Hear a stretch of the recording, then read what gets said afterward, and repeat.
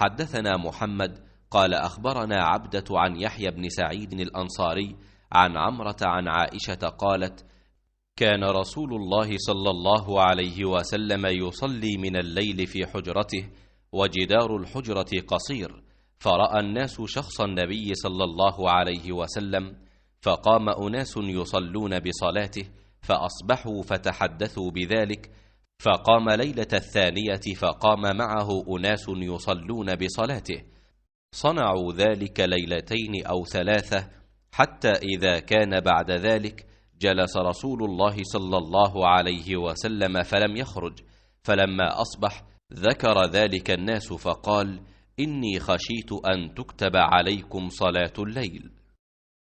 हज़रत आयशा सिद्दीक़ा रज़ियल्लाहु ताला अन्हा ने बतलाया कि रसूल करीम सल्लल्लाहु अलैहि वसल्लम रात में अपने हुजरे के अंदर तहज्जुद की नमाज़ पढ़ते थे।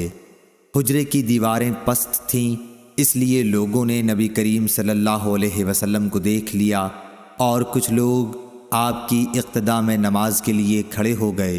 सुबह के वक्त लोगों ने उसका ज़िक्र दूसरों से किया। फिर जब दूसरी रात खड़े हुए तो कुछ लोग आपकी इक़्तिदा में उस रात भी खड़े हो गए। ये सूरत 2 या 3 रातों तक रही।